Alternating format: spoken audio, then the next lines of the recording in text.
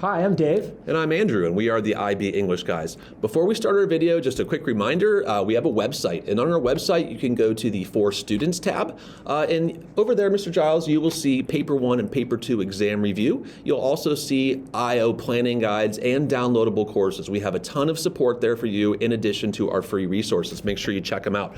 Today, Giles, we're getting ready for exams. We're thinking about Paper 1. Everyone's thinking about exams, and we want to offer you a Paper 1 checklist. This checklist is the checklist that you can use to write your response. We know we need to annotate and read carefully. The Paper 1 is a guided analysis of an unseen text. We're thinking about those text types, but when we write our response, here is our checklist. Yeah, when you're starting the introduction, you want to think about starting with some kind of hook, but keep your eye on the topic. So if you're looking at that infographic about poverty, you need a hook about poverty. If you're looking at a blog post about paella, you need something about food, right? So you're looking for that hook with the eye on the topic. That's right. The next part of the introduction is going to be where you're going to identify the text type, you're going to identify the author, and you're going to think about the audience and give an overview of what that text says. Yeah, be brief there, okay? Because eventually you want to get to that thesis statement. That's the end of your introduction. Of course, if you've been watching our videos, you know our thesis statement should have the language of the guiding question as well as a rich idea.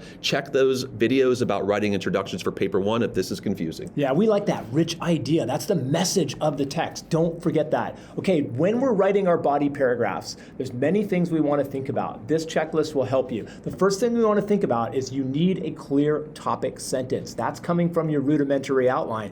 That's going to identify the topic of your paragraph, but also have that rich idea connected to that thesis. Yeah, now the meat of your body paragraph, I think it comes out in sort of in groups of three, Mr. Jaws. We're looking for rich textual references to support your idea. You're going to pin those to authorial choices. Then you're going to discuss how those choices shape meaning with respect to authorial intent. That's kind of the trifecta of the body paragraph, Mr. That's Giles. the bread and butter, okay? We've got to refer to the text. We've got to have that feature. Now we want to think about implications. We've talked a lot about this in our videos. We want to read between the lines. We want to show deep thinking. So don't forget the implications. Yeah, as well as implications, when you're thinking about analysis in criterion B, you want to think about, really evaluating those choices as well. How effective are these choices? I think, you definitely want to pay some attention there. Yeah, we want to use transitions, okay? We want to use transitions between ideas within our paragraphs. I think that makes for a cohesive piece.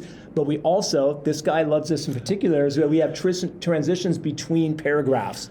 Yeah, that is important. It is. We don't want to make it appear that we've written these paragraphs in isolation. There should be a natural flow from one to the other, okay? And lastly, in your body paragraphs, don't forget a nice concluding sentence that should be echoing the topic sentence of the paragraph, which in turn echoes the thesis of the paper. Don't forget, the guiding question needs to be in every body paragraph. We're keeping that guiding question in mind, and we're also keeping our rich idea in mind. Now, after you've written a couple body paragraphs, you're looking at the clock, Giles. It's time for the conclusion. What are we putting there? Yeah, do not skip the conclusion.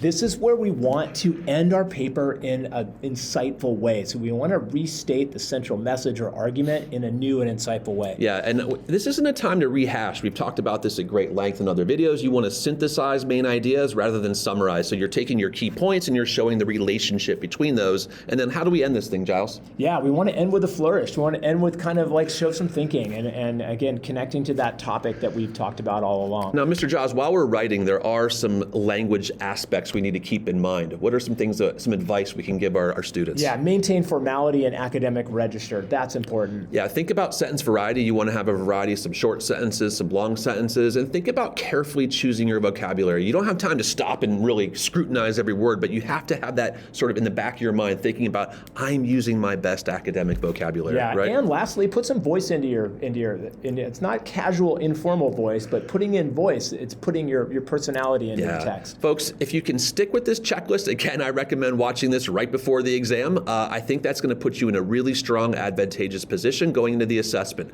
Stay tuned. We'll have one for Paper 2 as well. Stay with the channel, and we'll see you soon. Good luck on those exams. Best of luck, guys.